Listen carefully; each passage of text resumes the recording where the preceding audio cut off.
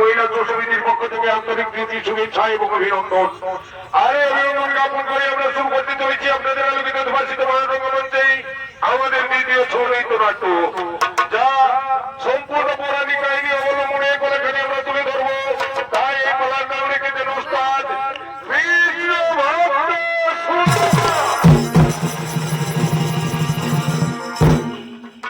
তাই এদিকে তব সেই কৃষ্ণ এবং সুদামানের মতো সন্তানদের যিনি তব শিক্ষা গ্রহণ করান, সেই শিক্ষাগুরু সন্দীপনা এতক্ষণে ধীরে ধীরে তার শিক্ষা গৃহের দিকে করেছেন আগমন।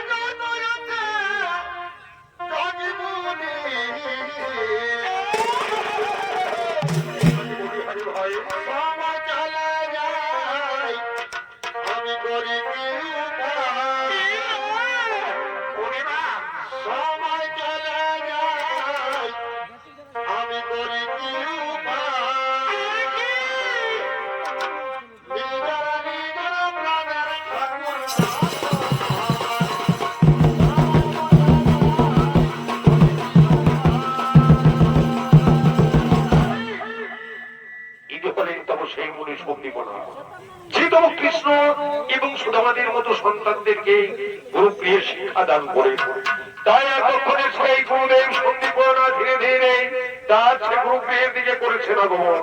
শুনি দর্শক মন্ডলী, এতক্ষণে তো সেই মুনি সন্দীপনার ভূমিকায় যিনি নির্ধারিত করছেন, ইনি হলেন পলাশপুরা মহিলা সমিতির অন্যতম নৃত্য শিল্পী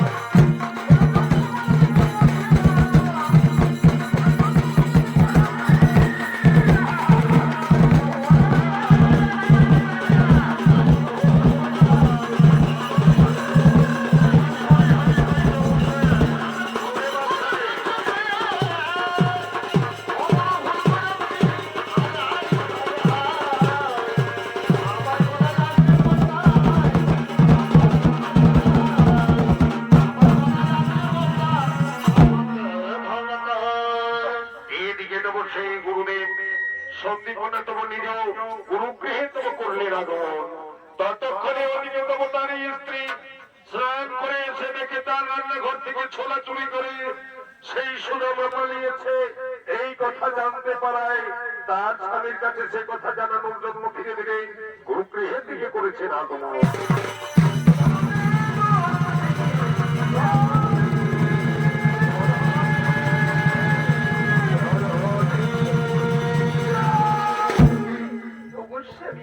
তুমি কি জানো, তুমি ওই কৃষ্ণ সুদামার মতো সন্তানদের যাদের তুমি শিক্ষা দিচ্ছ, এরা যেমন সুশিক্ষা দিয়ে কুশিক্ষায় বেশি গ্রহণ করছে। জানো, আজ আমি যখন স্নান করতে গেছি তখন সুদামা আমার রান্না করতে গিয়ে চুপি চুপি ছোলা চুরি করে নিয়ে পালিয়েছে গো। কি বলছো, কি বলছো তুমি? তোমার গল্পে হতে তবে ছোলা চুরি করেছে সেই সুদামা?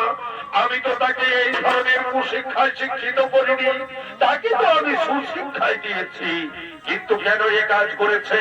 ঠিক আছে, আসো পুরা এক্ষুনি এসে পড়বে, এলে পরে আমি প্রমাণ করে দেব। যদি সে চুরি করে থাকে তাহলে তুমি তোকে আচ্ছাটি করে বুকটি দিয়ে দেবে, আর আমি তাকে সাহেস্তা করে নেব। কেমন? তাই হোক স্বামী, তাই হোক। ভালো করে তাকে বকুনি দিও, যেন তোমার শিক্ষা দাবি কোন রকম ভাবে কোনো ঘাটতি না থাকে। তাই এতক্ষণে তব সেই বিকেলের দিকে তব মাঠ ধতে কৃষ্ণ ধীরে ধীরে তব করেছে না গো।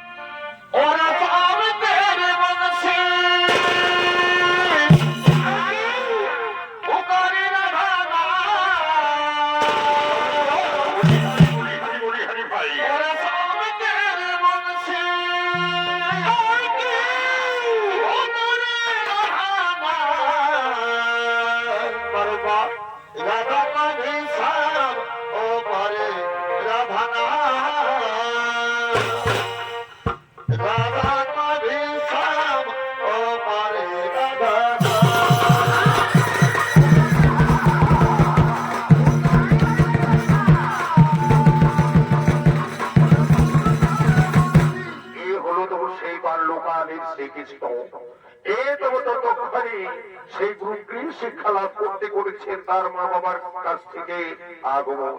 তাই এতক্ষণ সেই শিক্ষা লাভের জন্য মাঠ থেকে ধীরে ধীরে সেই গুরুগৃহের দিকে সে করেছেন আগমন।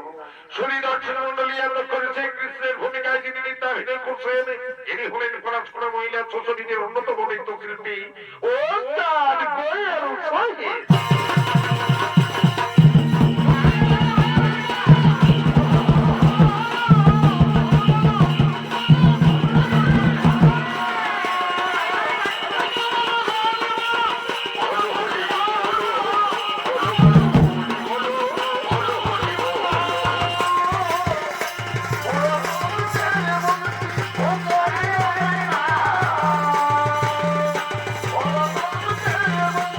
Oh,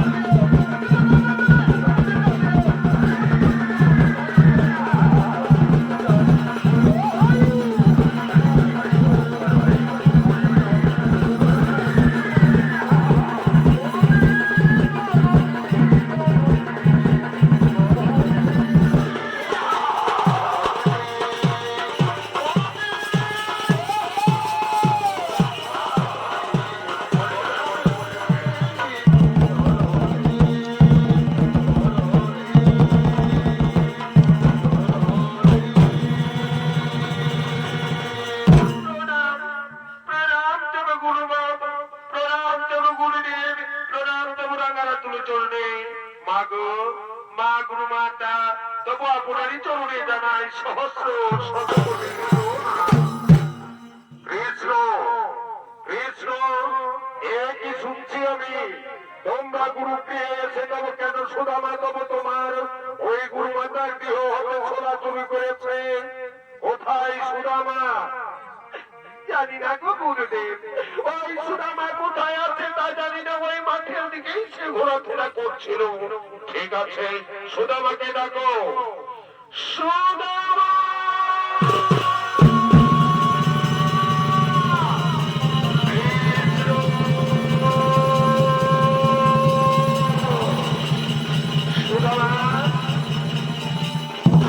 ওই গুরুদেব তোরে ডেকেছে রে।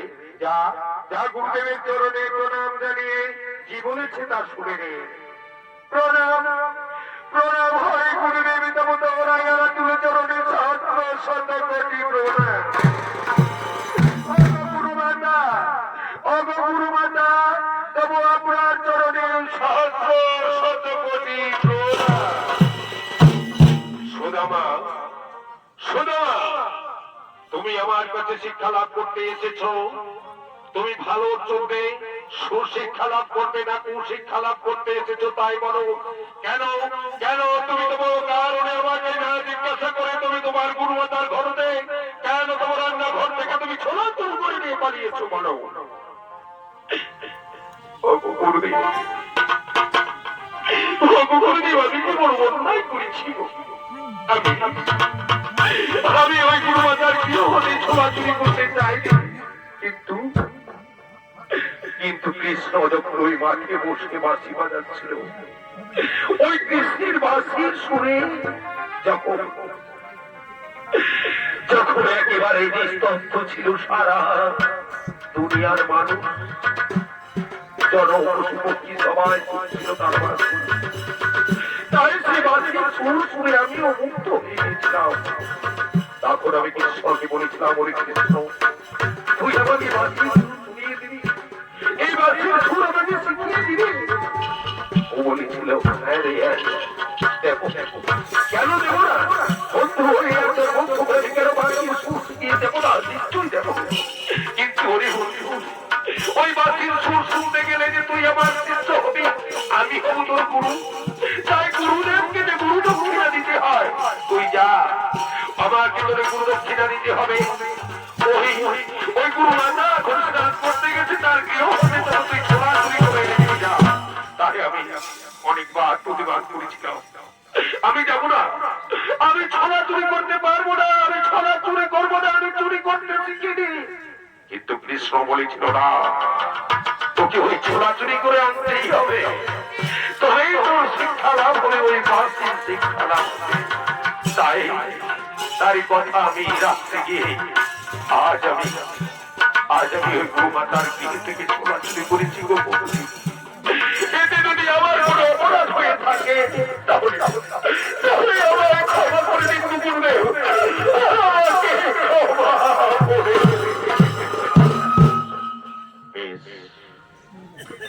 তুমি যখন গুরুমাতার গৃহ কিন্তু ছোলাছুলি করছিলে, আমার কাছ থেকে তো করোনি বাবা, তবে যাও যাও, ওই গুরুমাতার কাছে তুমি ক্ষমা চেয়ে নাও, যাও, আমি তোমায় ক্ষমা করে দিলাম, এবারের মতো ক্ষমা করলাম, কিন্তু তুমি গুরুমাতার কাছে গিয়ে ক্ষমা চেয়ে নাও। গুরুমাতা, গুরুমাতা গো, গুরুমাতা, আমি কি কোনো অন্যায় করেছি মা গো? মা, সন্তান মেনে দেবো, এবারের মতো তুমি আমায় ক্ষমা করে দাও মা, আমি আর জীবনে কখনো কোনদিন এরকম কাজ আমি করবো না, আমি কোনদিন চুরি করবো না।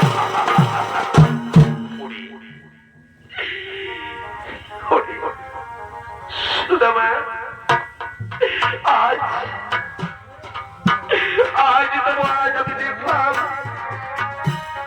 তুই চুরি করেছিস, ততটা অন্যায় করেছিস, কৃষ্ণ তোকে বলেও ততটাই অন্যায় করেছিস, তাই তো আজ তোদের দুজনের সাজা। আজ আমার মনে কাষ্ট নেই, পুরন জ্বালানোর জন্য কোনো কাষ্ট নেই, তাই তাই তোরা এই ছোলা চুরি করার জন্য তোদের সাজা হলো আজ তোরা ওই জঙ্গল হতে আমায় কাজ তো এনে দিবি না। আমি সেই কাজটা দিয়ে উনুন ধরাবো। আর এই নে তোমার এই কুটুরিতে কিছু ছোলা রয়েছে, এই ছোলাগুলো খেয়ে খিদে পেলে এই ছোলাগুলো খেয়ে তোমার নদীর জল খেয়ে যাও। আমাকে তোমার ওই কাজ করে রেখে যা, আমি তুই তোমার ঘুরে দিলাম। তাই হবে মা, তাই হবে। তবে আর বিলম্বন করে আমরা এখনই তোমার উনুনের লাশ চড়িয়ে আসার জন্য ওই জঙ্গলের দিকে যাবো।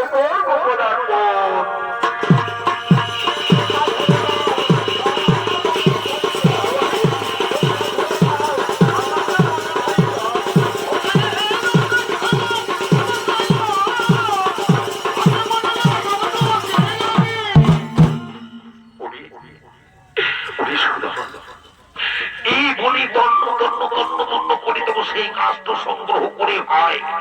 আজ আমার বড় খিদে পেয়েছে, এই খিদের জ্বালা আর আমি সহ্য করতে পারছি না রে বাবা। তাই ওই যে গুরুমাতা দিয়েছিল না, গুরুমাতা আমাদেরকে খাওয়ার জন্য দিয়েছিল তোকে ওই সেই ছোলার পুলি, দে না দে না, ওই ছোলাগুলো ভাগ করে আমরা দুজনে খাই আয়। আর খেয়ে পরে তো ওই গুরুমাতার কাষ্ট হয়ে আমরা ঠিক গুরুগৃহে বলতে যাবো। ও কি করবো এখন, সেই ছোলা তো আমরা খেয়ে ফেলেছি, কৃষ্ণকে আমি কি বলবো? তাই তো আমি ভেবে পাচ্ছি না আমি কৃষ্ণকে কি বলবো। সুদামা কি হলো, আমরা দুজন বসে একসঙ্গে তো বসে ছোলা খেয়ে জল খেয়ে পেট ভরিয়ে আর আমরা ওই কাজটা লয় গুরুমাতার কাছে যাই। কৃষ্ণ কৃষ্ণ ওরে আমার সখা, আমি যে সেই ছোলাগুলো একা একা খিদের জ্বালায় খেয়ে ফেলেছি বন্ধু। আমি যে সেই ছোলাগুলো একা একা খেয়ে ফেলেছি। তাহলে আজ তুই আমার বন্ধু, দুজনাকে ছাড়া আমরা কোনোদিন কিচ্ছু করতে পারি না। দুজনের সঙ্গে দেবো এত বন্ধুত্ব, তুই কিনা আমায় ছেড়ে ছোলাগুলো একা খেয়ে ফেললি। তাই যদি হয় সুদামা, তাই যদি হয় আজ যেন তুই ছোলা খেয়ে ফেলেছিস, তাই আমি প্রতিজ্ঞা করছি আজ হতে আমি আর কোনদিন কিচ্ছু তোর কাছ থেকে নেব না। কৃষ্ণ তুইও মনে রাখিস, আজ থেকে আমিও প্রতিজ্ঞাবদ্ধ হলাম। তুই যখন আমার সঙ্গে প্রতিজ্ঞা করেছিস আমিও প্রতিজ্ঞা করলাম তোর কাছ থেকে আমি কোনোদিন কিছু চাইবো না, কিচ্ছু চাইবো না। তাই হলো আমি আর কোনোদিনই তোর কাছ থেকে কোনো কিচ্ছু নেব না।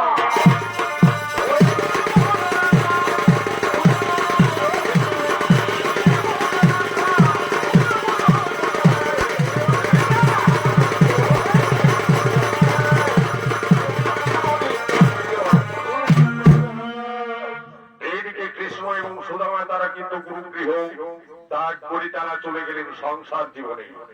সংসার জীবনে গিয়ে একদিকে হলো কৃষ্ণ দরবার রাজা, আর বৃন্দাবনে থেকে গেল তব সেই সুদামা কাঙ্গাল ভিখারি হয়ে। তাই তার সেই স্ত্রী পুত্রদেরকে লয়ে সেই ভিখারির বেশে ধীরে ধীরে নগরের দিকে করেছেন ভিক্ষা করতে আগমন।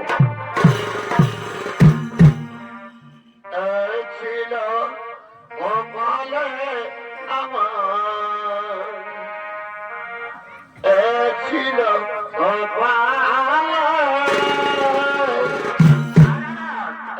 ছিল পালে বিধি ছিল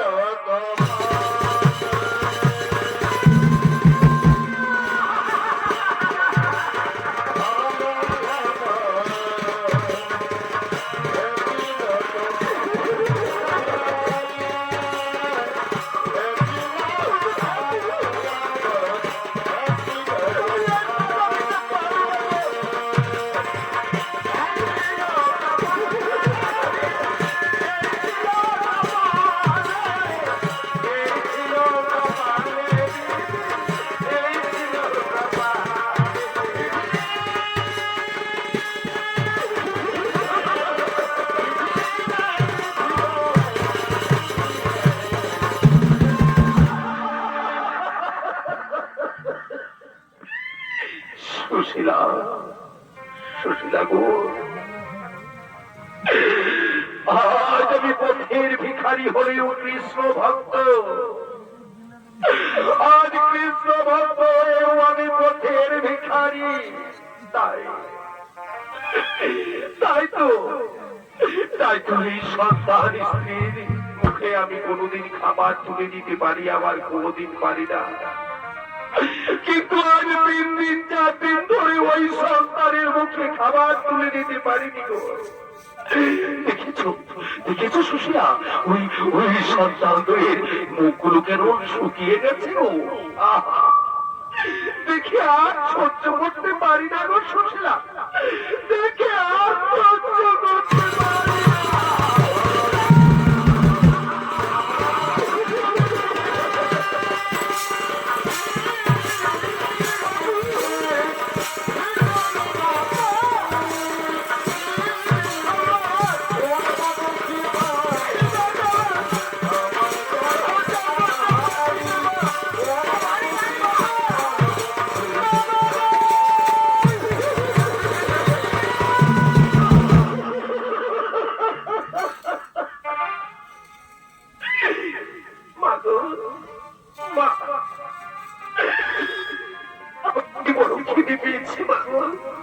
আমাকে একটু খেতে দেবে? রাত জ্বালাতে আর সহ্য করতে পারছে না গো মা। হ্যালো হ্যালো, খেতে জ্বালাতে আর আমি সহ্য করতে পারছি না গো মা।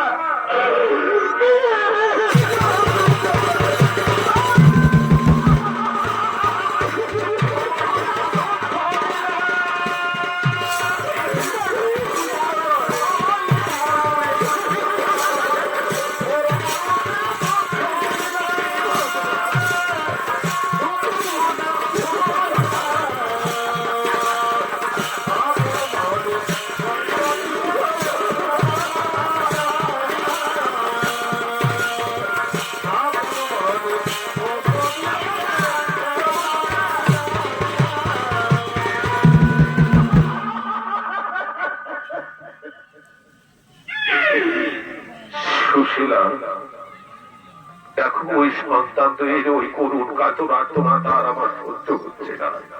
তাই চলো না গো, ওই যে ওই দেখো ওই নদীর পাড়ে যে নগর দেখা যাচ্ছে, ওই নগরে নগরে মা বোনদের কাছ থেকে কিছু ভিক্ষার্থী ওই সন্তান তো এর মুখে খাবার তুলে দেবো। চলো না, চলো চলো ছাড়।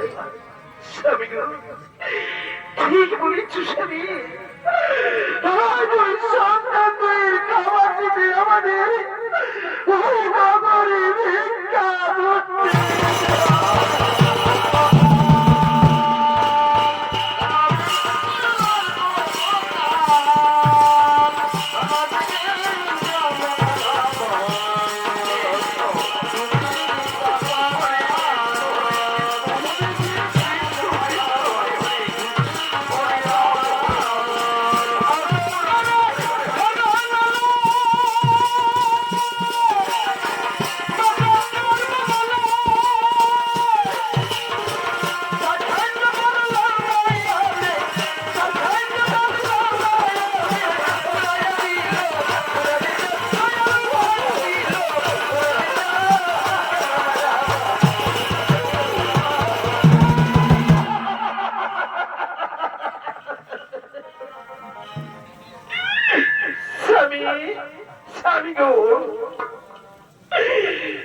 আমি তো শুনেছি নাকি তবু তোমারই বাল্য বন্ধু সেই অন্তর্যামী শ্রীকৃষ্ণ যে দ্বারকার রাজা,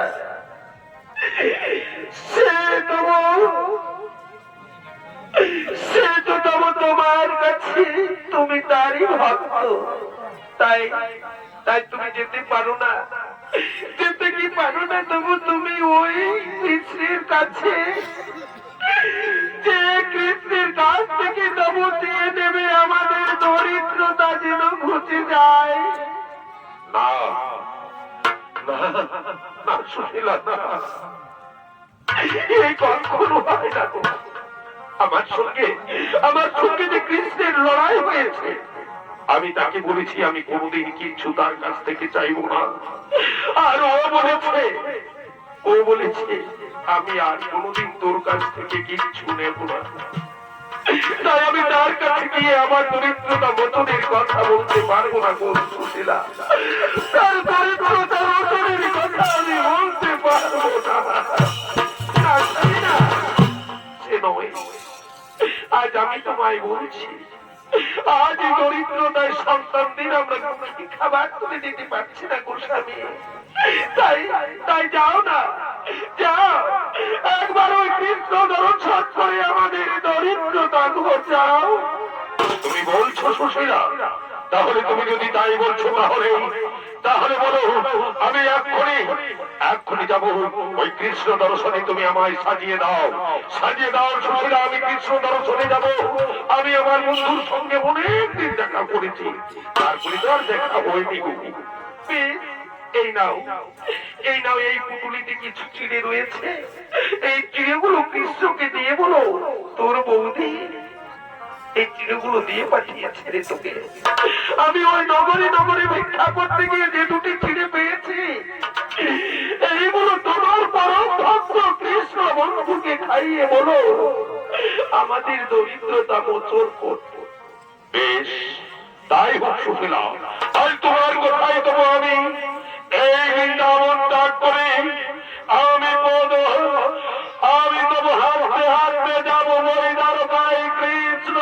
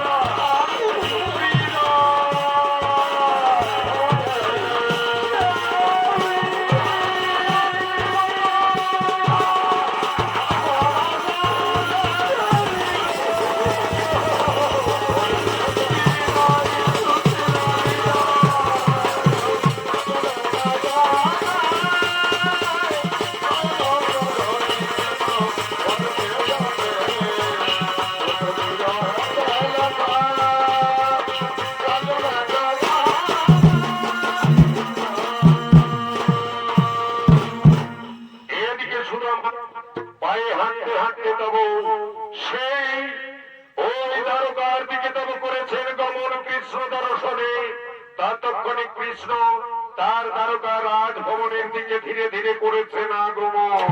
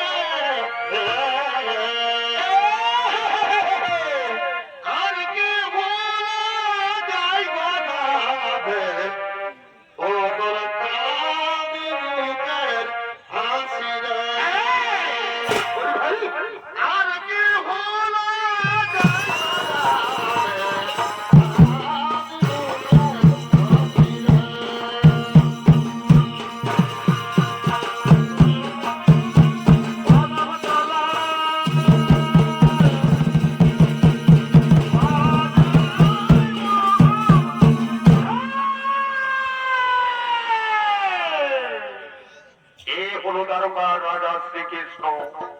তাই শুনি দর্শক মন্ডলী, এই দ্বারকার রাজা শ্রীকৃষ্ণের ভূমিকায় যিনি নৃত্যাভিনয় করছেন, ইনি হলেন পলাশপুর মহিলা সমিতির অন্যতম নৃত্যশিল্পী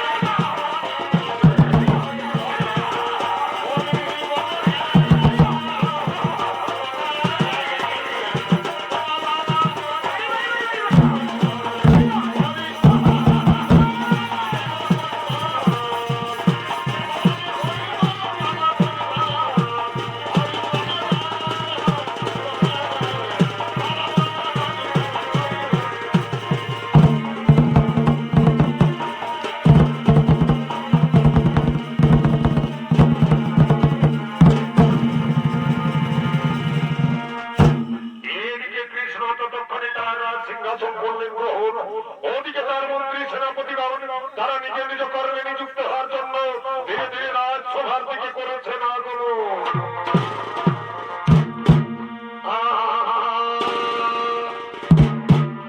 ওরে একবাকা তুলা বাকা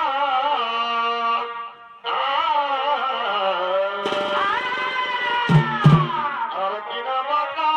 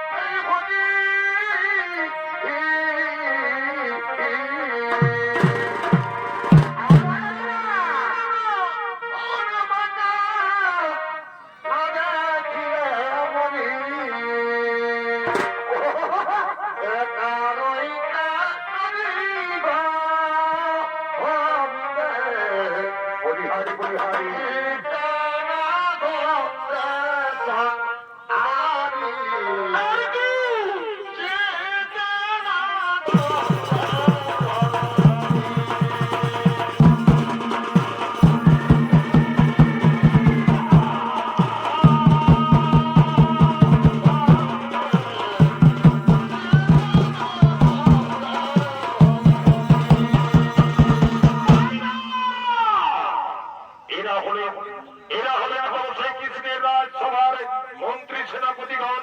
তারা এতক্ষণে ধীরে ধীরে নিজ কর্মে নিযুক্ত হওয়ার জন্য করিতেছেন আগমন।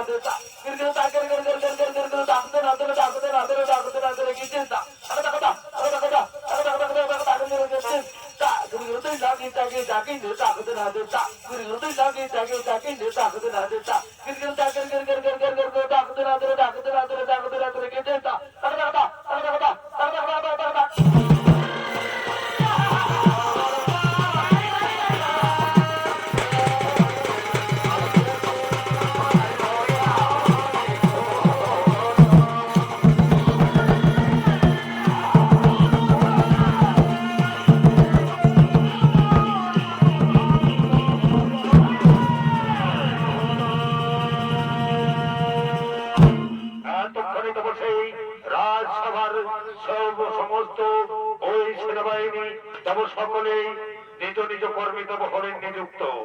আর সে কর্মে নিযুক্ত হতেই ওদিকে তব কৃষ্ণ সেবিকাগণ তারা কিন্তু ধীরে ধীরে কৃষ্ণ সেবায় রত হওয়ার জন্য রাজসভার দিকে করেছেন আগমন।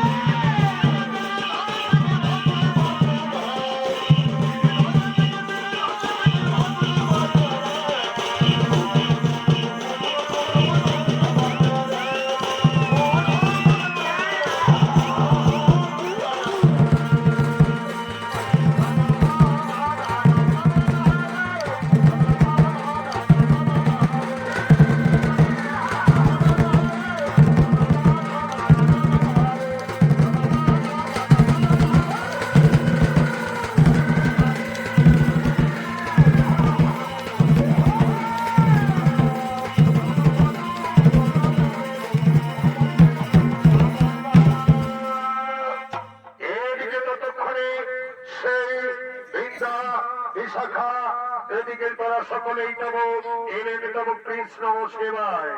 ওদিকে ততক্ষণে রায় দরবারের সেই গেটে প্রহরীগণ দাঁড়িয়ে তব এদিকে চলছে রাজকার্য। ঈদ অবসরে ওদিকে কিন্তু সেই সুদামা বৃন্দাবন থেকে হাঁটতে হাঁটতে দ্বারকায় প্রবেশ করেছেন। কৃষ্ণ গুণগান গাইতে গাইতে দ্বারকার রাজভবনের দিকে করছেন আগমন। হরে কৃষ্ণ হরে কৃষ্ণ কৃষ্ণ কৃষ্ণ হরে হরে হরে রাম হরে রাম রাম রাম হরে হরে। হরে কৃষ্ণ হরে কৃষ্ণ কৃষ্ণ কৃষ্ণ হরে হরে হরে রাম রাম রাম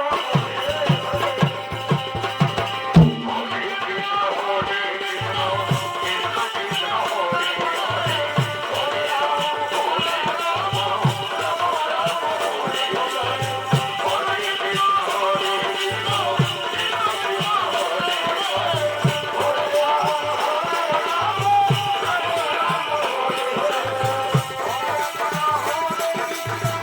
কৃষ্ণ হরে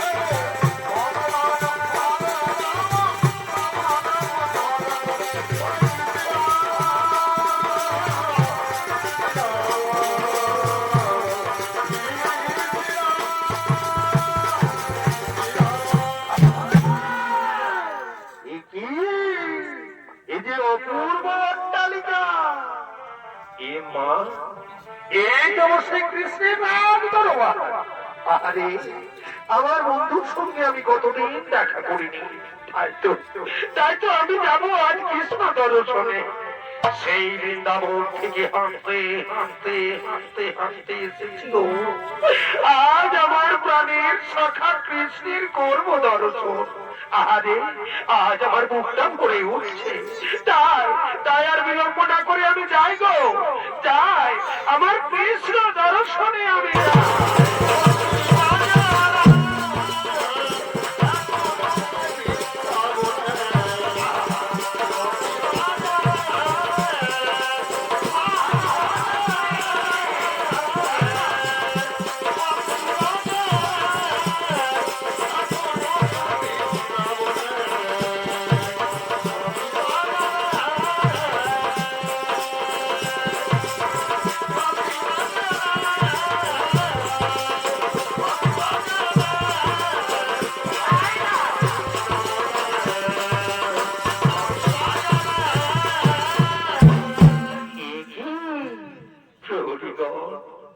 তোমরা ঠিক আটকে রেখেছ, আমাকে ভিতরে যেতে দেবে না তাই তো। কিন্তু আমায় যে যেতে হবে, আমার সেই প্রাণ সখা বৃন্দাবনের বন্ধু সেই শ্রীকৃষ্ণের গর্ভদর্শন, তাই আর বিলম্ব করবো না গো, আমাকে কৃষ্ণ দর্শনে যেতে হবে। আমি আমি আমি তবু কি করবো এখন? এখন ওই যে দ্বার রক্ষীরা দ্বারে বন্ধ করে রেখেছে, আমি কেমন করে যাব? না, আমি ফিরে যাব না, আমি ঠিক আমি কৃষ্ণ গুণগান করতে করতে আমি ভিতরে চলে যাব।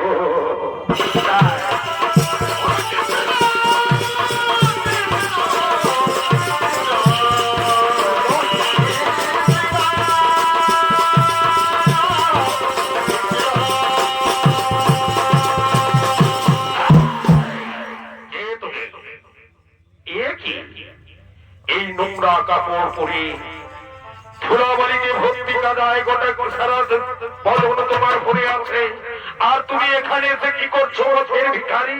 তুমি কোথায় যাবে? ও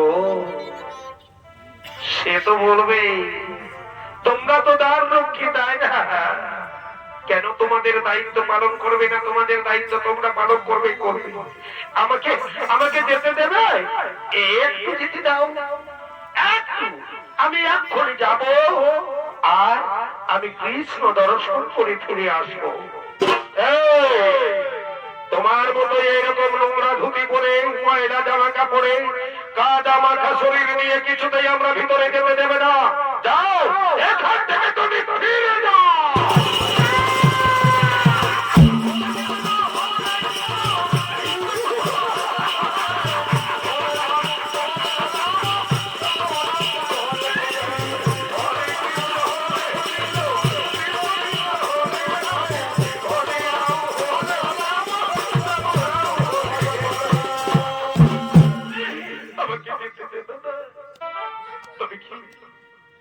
তুমি কি এই কৃষ্ণ দর্শনী তার দরজা থেকে আমি ফিরে যাবো?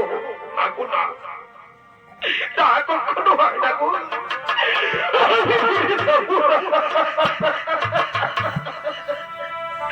আমি যে কৃষ্ণ দর্শন করবো, কৃষ্ণের দর্শন করবো। একটা উপায় আছে। আমি ওই দ্বাররক্ষীদের সেই উপায়ের কথা নিশ্চয়ই বলবো। আমি যাবে দ্বাররক্ষী, তোমরা আমার একটা কথা শুনবে গো। একটা শুধু কথা শোনো, আমার একটা কথা শুনবে। তোমরা দুজনের মধ্যে একজন থাকো, আর একজন তোমাদের মহারাজের কাছে যাও, আর মহারাজকে গিয়ে বলবে, ওগো মহারাজ, একজন পথের ভিখারি এসেছে, তবু আপনার দর্শনে, নাম তার সুদামা, সে নাকি আপনার বাল্য বন্ধু, আপনারই সখা। যাও, যদি কৃষ্ণ বলে ওকে ওখান থেকে ফিরে দাও, আমি এখান থেকে ফিরে চলে যাব। কিন্তু এইটুকু সংবাদ কৃষ্ণের কাছে তোমরা পৌঁছে দাও। তাই তুই একে ভালো করে দেখ, কিছুতেই সে যেন এখান থেকে পেরিয়ে যেতে না পারে। আমি ততক্ষণে মহারাজকে এই প্রস্তাব জানিয়ে ফিরে আসছি। তাই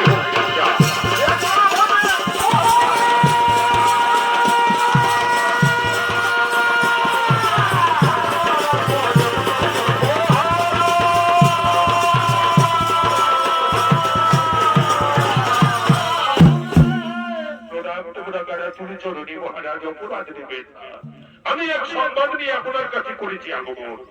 একই প্রহরী, কিবা জন্য তুমি এসেছো এখানে বলো?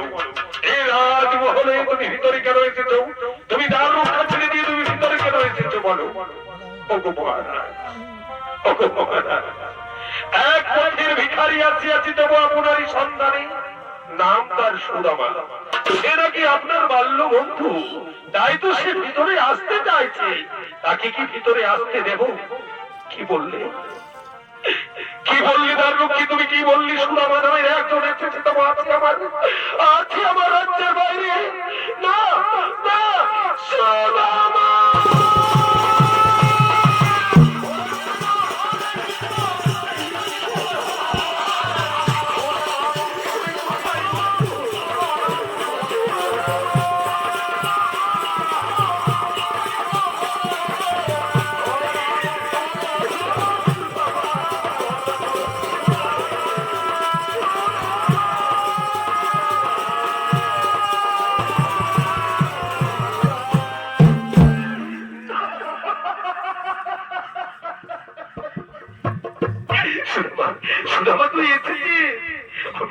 আমি যে তোকে কতদিন থেকে দেখিনি রে প্রাণ সখা। আয় তুই আমার বুকে আয়, আমার বুকে আয়।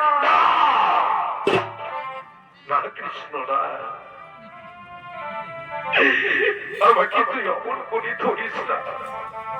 দেখছিস না, তুই দেখছিস না আমার সারা গা কাদায় ভর্তি, ভরে আছে। তুই কেমন করে আমার বন্ধুত্বকে আঁকড়ে ধরবি? তোর ওই রাজ পোশাকটি ময়লা হয়ে যাবে বন্ধু, তোর ওই রাজ পোশাকটি ময়লা হয়ে যাবে।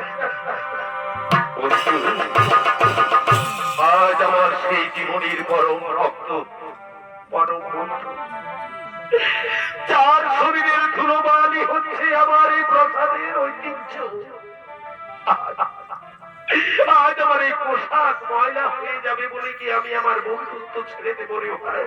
আয়, তুই আমার বুকে জড়িয়ে ধরে তুই আমার মুখটাকে শীতল করে দে রে বন্ধু।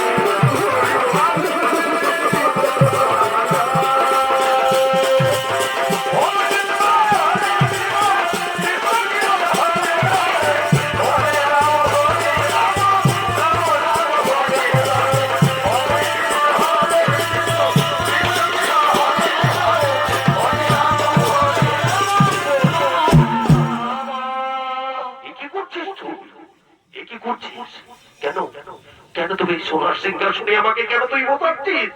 আরে তুই দেখতে পাচ্ছিস না এই যে লোক ছেড়া সারা গায়ে কাদা ঢোলা দেখো, আমি কেমন করে তোর ওই সোনার রাজ সিংহাসনে বসবো বন্ধু? আয় না, আমি তো তোর পরম ভক্ত, তুই বস, আজ আমি তোর পদ সেবা করি। আমি আমার হৃদয়টা ঝুলিয়ে দেবো রে বন্ধু। আয় আয় তুই বল না, আজ তুই আমার পরম অতিথি, তাই পরম অতিথি আমি আমার সিংহাসনে বসিয়ে তাকে বরণ করবো। তুই বল, আয় বন্ধু আয়, আমি তোরে আমি তোরে বলছি বন্ধু, আয় আয় তুই এই সিংহাসনে বস না, বস বস বস, আয় আজ আমি তোর পদ সেবা করবো। আর তোর এই পদ সেবা করে আমি আমার নিজের হৃদয়টাকে আমার এই হৃদয়টা পড়িয়ে দেবো রে বন্ধু।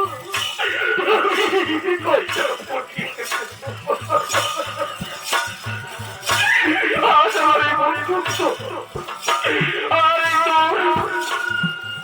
তোর মতো ভক্ত আমি আজ জীবনে কখনো কোনোদিন পাইনি বন্ধু। তাই আজ আমি তোর ওই পদ সেবা করে আমি আমার জীবন ধন্য করবো।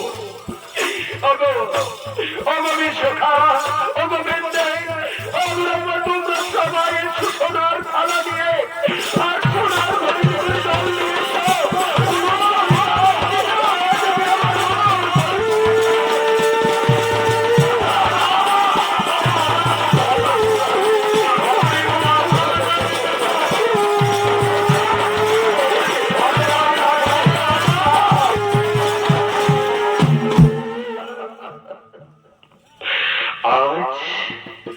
আজ আমি আমার পরম ভক্তির পদ সেবা করি আমি আমার জীবনে শান্তি পেলাম রে বন্ধু। আজ আমি শান্তি পেলাম। এতদিন যাবৎ তোর সঙ্গে আমি যে বিবাদ করেছিলাম সেই বিবাদ থেকে আজ আমি তোরে মুক্ত করবো, তোরই অপেক্ষায় আমি এতদিন বসেছিলাম রে বন্ধু। এতদিন বসেছিলাম ওরে আমার প্রাণের শাখা, সেই পুরোনো দিনের কি মনে পড়ে না সে কথা?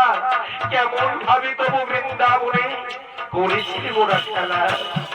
আয় আয় বন্ধু, আজ তো তোরে আমি বাড়ি ফিরতে যাবো না, তুই আজ আমার অতিথি হয়ে আমারই রাজ দরবারে থাকবি।